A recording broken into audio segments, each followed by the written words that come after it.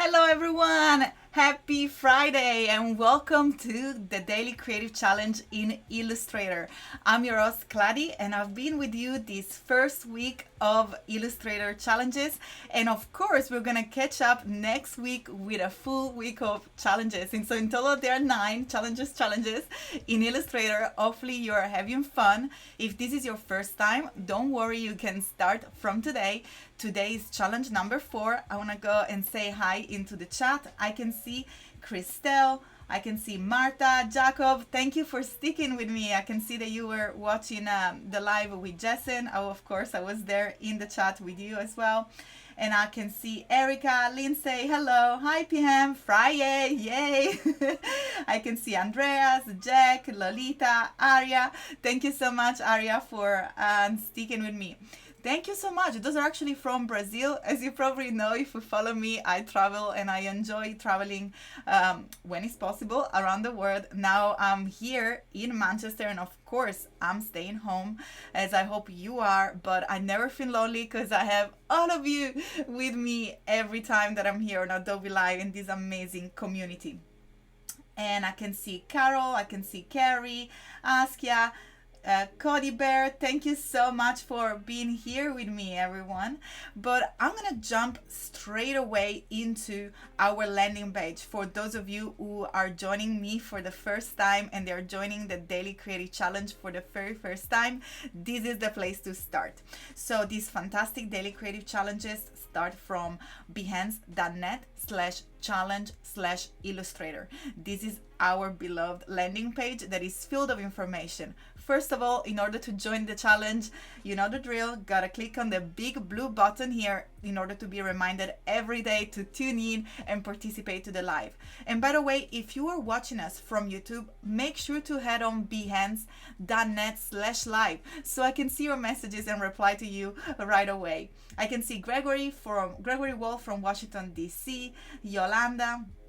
Thank you so much. She says she loves my challenges. I really appreciate it. I have a lot of fun and I learn a lot while doing the challenges. I can see Jesus Ramirez in the chat, Steve, Shuya, Salah, Keith. Thank you so much for being here with me. Trisha, nice to see so many of you in the chat. Drop your questions. I'll try to look at the chat and reply to them, of course, live. But now, besides clicking on the blue button in order to join the challenge and of course watching the live, the second very important part of these challenges is to join the community chat.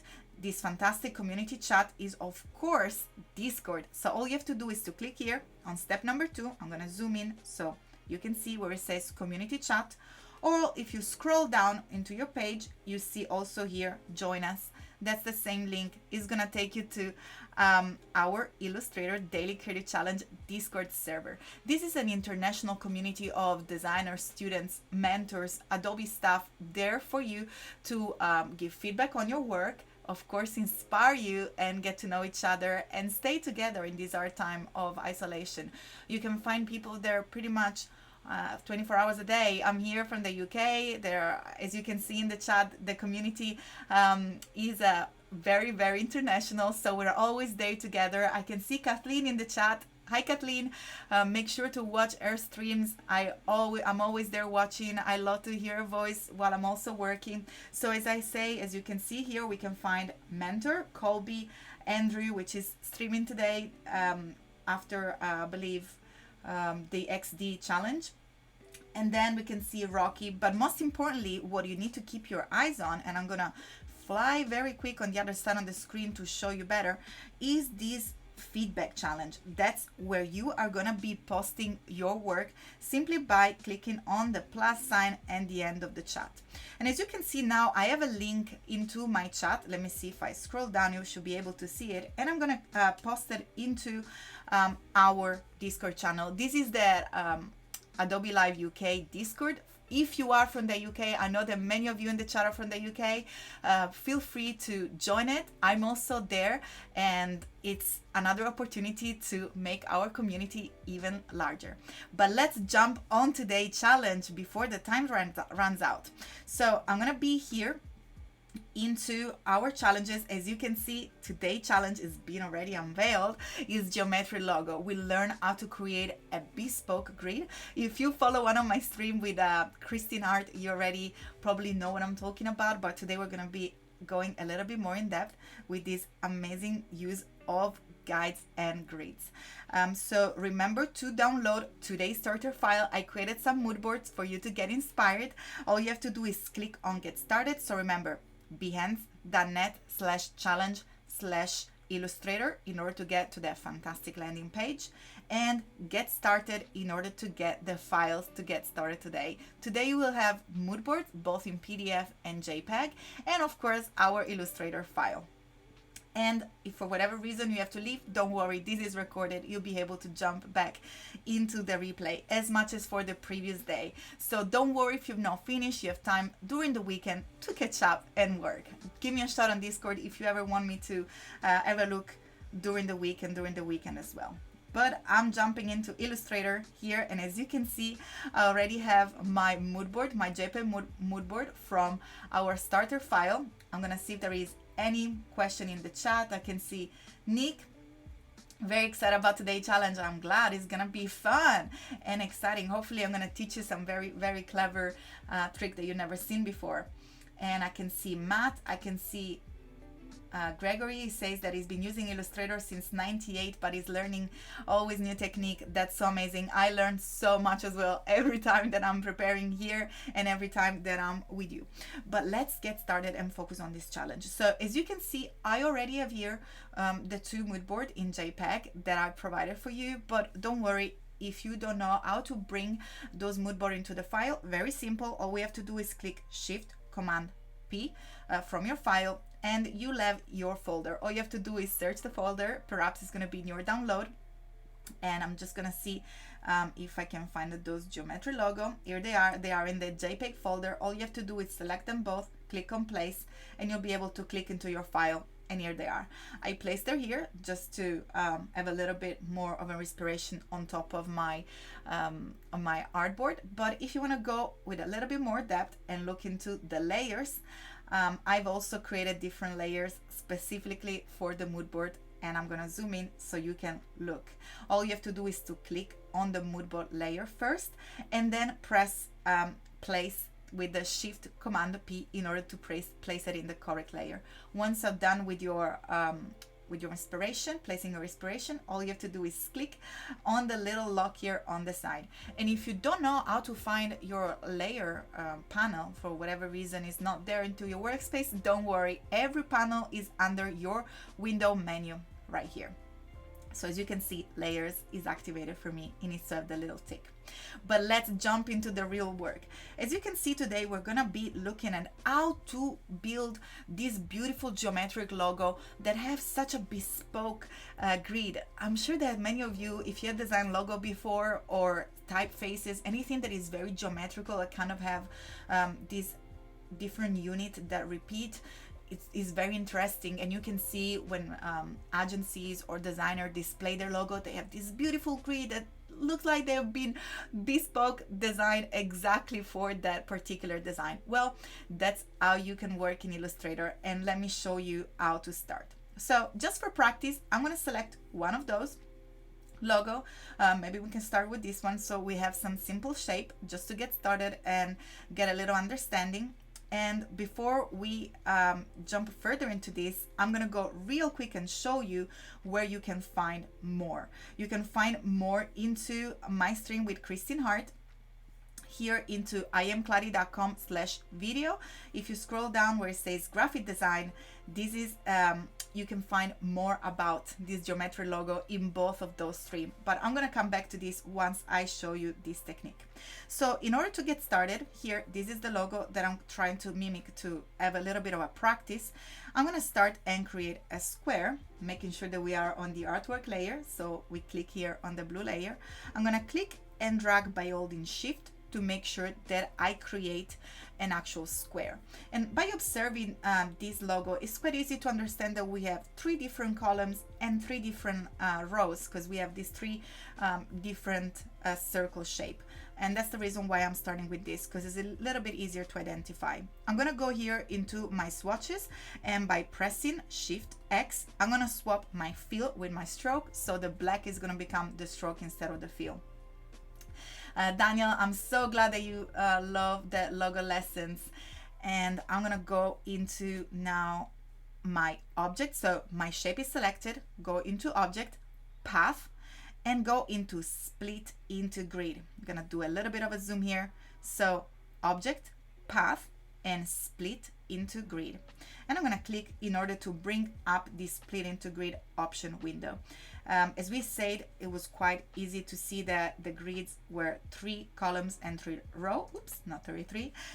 Of course, here you can set the height in a very detail. You can set the gutter, which is, I'm going to click on preview to show you, is the space in within the rows and the actual columns. Here they are. So if I click on gutter, we can see that we have space. We do not need the space. I'm going to show you how to create the idea of the space in another little bit of faster way. So I'm going to press OK once I've set my column and rows into 3. And then I'm going to go and select all of this new shape that we created. And the magic is coming. Is just a shortcut, Command 5. Look what happened here. Our shape became a guide. So you created a bespoke grid with bespoke guides just adapted for your design. I hope you can see it. It's like a light blue because it's the color of the guide, and you can hide it anytime you want by pressing Command semicolon. As you can see, we hide it and we make it reappear. Now we're going to use these in order to create our design. So to make sure that it stays in place, I'm going to select, click and drag with my black arrow, go into view, guides, and make sure that we lock the guides. Otherwise you have your option, command, semicolon, which does exactly the same thing. So now, as you can see, we cannot move the guides anymore and we can start designing. So if I remember well, we have first a rectangle with 2 units, then 1 square, and then 1 circle. I'm going to start with that. So from my rectangle tool, I'm going to go ahead and click 2 units for our first rectangle. Now make sure that you zoom in so you can have it exactly in place. Of course, I'm going a little bit faster here, so probably mine is not the most precise, but I invite you, hopefully you have more time to dedicate a little bit more space, more time by zooming in and really make sure that you're hitting the grids correctly. Sorry. And then once you select the first shape, all you have to do is click on your option tool, making sure that your selection is active, which is your black arrow. You can trigger it by pressing the letter V in your keyboard, and by holding option while you select a shape, as you can see, you can copy it along. So here already we have our rectangle, our square. Everything that we need to do now is to go back into our shape tool, select an ellipse tool, go into our corner here of our grid, hold shift in order to create a perfect circle, and here they are. As I said here, my work is not going to be the most precise. Oops, sorry, I just created a copy. My work is not going to be the most precise because I just want to show you a little bit more here. So as you can see, the best way to make sure that they're all aligned is to click and drag into all the shape. Go to our align panel by going into window and align, and we want to make sure that we click selection and they're all aligned at the top. And as you can see, they're all perfectly aligned. Now all you have to do is either to repeat exactly, so click on the rectangle, place it below the circle, clicking on the square, and by holding Alt, we have it here into our beautiful grid. And we're gonna do the same with the circle and once more. So remember, I'm selecting with a black arrow by pressing V. I have the selection tool activated, and then holding option, I drag in order to create a copy. Now I'm gonna click and select it all, drag over the shape, and I'm gonna go and swap fill and stroke. So it's almost looking like that logo that we were trying to imitate with our exercise, but we still need the little gutter, the space within the row and the lines. How do we achieve that if we didn't create a gutter before? Well, the stroke is going to come and help us in achieving this result. So I'm going to go back and select all my shapes, and here I'm going to click on the stroke and I'm going to give it a white stroke. just because our background is white. Of course, we can reverse it at any point. And going into my properties, I'm gonna make my stroke, let's see, perhaps 3 points, oh, sorry, 9 points here. Just gonna zoom in. And for those of you who are just starting and you don't know how to get into your stroke and what I'm doing here, I'm of course working on my properties panel, which has got a little summary of all the properties that you can modify in the object that you have selected into your artboard. So here it is, and I'm gonna go ahead and zoom in, and as you can see, we use our grid to create this logo perfectly in a very, very fun and time-saving way. And of course, command semicolon to hide the grid. Boom, here it is. Now, before moving forward and create another logo, which is a little bit more bespoke, this is just an exercise. I'm gonna go ahead and share with you a little photo which I found very, it's a sweet memory for me, and that's the stream that I was pointing out before. So this is the stream with me and Christine, and we were having a blast, as you can see. And I decided to draw this logo. I was trying to find how to put the H, the O, and the P together. Super fun. Of course, as you can see, I've done a little sketch before starting, and then I created this guide. In this case was a 5x5. So I'm gonna jump back, and using my rectangle tool, making sure that our guide are visible, I'm gonna click and drag by holding shift in order to create a square. Make sure that we have a black stroke and an empty neutral fill, and I'm gonna go into object and path, split into grid, and in this case I'm gonna create 5 columns and 5 rows, and click on preview to make sure that that's exactly what we want, and press OK. And then let me know if you remember in the chat which is the magic shortcode. Let's see. The shortcut to create the guides. I can see Ali say Control 5 is Command 5. Here it is. So Command 5 to transform your shape into a guide. And of course the guide is already locked, because once we lock the one before, those are going to be locked as well. And I'm going to go back into my rectangle tool to start to create my logo. In that case was a P, so I'm just going to use the fill here. And as you can see, you can create as many different logo as you please. All you have to do is to use this grid. And the reason why I'm showing you this other one is because we started from a very simple shape, but we can go over and over to a further complexity here. So here we have the P, we bring the 2 shape, and then in order to merge it together, when we use more than one, we go and use our pathfinder, so window and pathfinder panel, and we can unite, and we made the 2 rectangle into one single shape to create our P. And I'm gonna move it along over here so we can reuse our grid to create the other letter, which was Hope, because our brand that we were working on was called Op. So following my design and my little sketch, I only add a full square, and then I'm gonna use the little square in the middle to give the little bit of a center of the bagel here. So all I have to do is to create another square. Maybe we're gonna give it a little color, different color here from our swatches. We want to make sure that is sitting exactly at the center, and I'm going to zoom in a little bit more to make sure that it is exactly at the center. And I'm going to click and select both our squares, go into our shape builder. That's another way of creating shape, and by pressing option, you can see that there is a little minus coming next to our selection, so we're going to subtract our little square, and I'm going to move this to the center here. I should have started from the H, but I don't know if it's my dyslexia or what. I always start backwards. So I've done the P, I've done the O, and now we're gonna do the H. But of course, it's gonna read Hope. So yeah, Jacobs is saying that keyboard shortcuts are a huge time saver. I'm gonna keep repeating. I can see Anjum saying it correctly. It was Command 5 in order to transform a shape, any shape, into a guide. So I'm gonna zoom out here in order to have a little bit of a better look on how to create our H. Time is running, time is ticking. So let me see if I can do that very fast. If I remember well, we had one rectangle here, and then I'm gonna press Option in order to make a copy. And then we add another little rectangle here that goes in the middle in order to create our H. Nice and simple, but that's where the beauty lays into simplicity. So as you've seen here, I created pretty much a bespoke system to create a typeface. I can go on and create a full alphabet. But before I say goodbye, and I want to show you something fun that you can do even further, which is, for example, to create an animation with this letter that can be very interesting. So you can actually see how this letter that we created then reassemble within our unit. And I'm going to play that one more time. Here it is. We have our letter opening up. So you can create further amazing effect.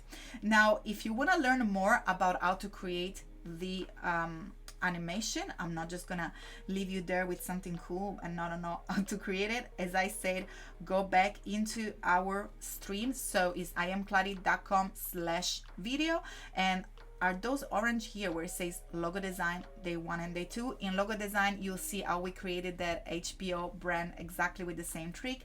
And in the day number 2, you're gonna see how to create the animation. And since I had a blast during the stream, I really want to give a shout to Christine Hart. Go and give her a follow here on Instagram, instagram.com/artchris. She's absolutely amazing. I always have a very great fun when I'm with her, and of course she's an amazing designer. She's just done some typeface out of rainbow jello, so you know, I need to give her a shout. Totally deserved it. But before we say goodbye, I think I got 1 minute left. I want to share with you who's coming after me. So we have Howard Pinsky with XD Masterclass, and then we have Nick and Andrew with Office Hours, and then Andrea Ox with another challenge. We have an XD challenge coming up, and then Kyle Webster with Draw Along, and then Jeff Chen with Speed Painting. Another busy day, another busy Friday. I hope you're gonna have a fantastic Friday. I'm gonna say goodbye really soon. I'm just gonna show you something real quick. It looks like I have 1 more minute. So I'm just gonna jump also into my Instagram if you do want to follow along and say hello. And of course, look what we've done so far. So this was challenge number 1, and then we have number 2 with typography, and yesterday number 3 with patterns. Make sure to head on instagram.com/iamclady, and of course feel free to give me a shout there.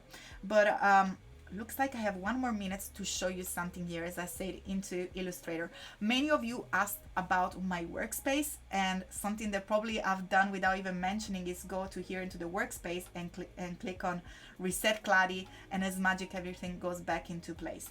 Well, I got 1 minute to show you how to do. All you have to do is to select whatever are the panel that you prefer using. Of course, I selected the one that I use more often, but for example, layers and anything that you think that is relevant, and you can set it up the way that you want. So you can build, for example, a double column, a single column.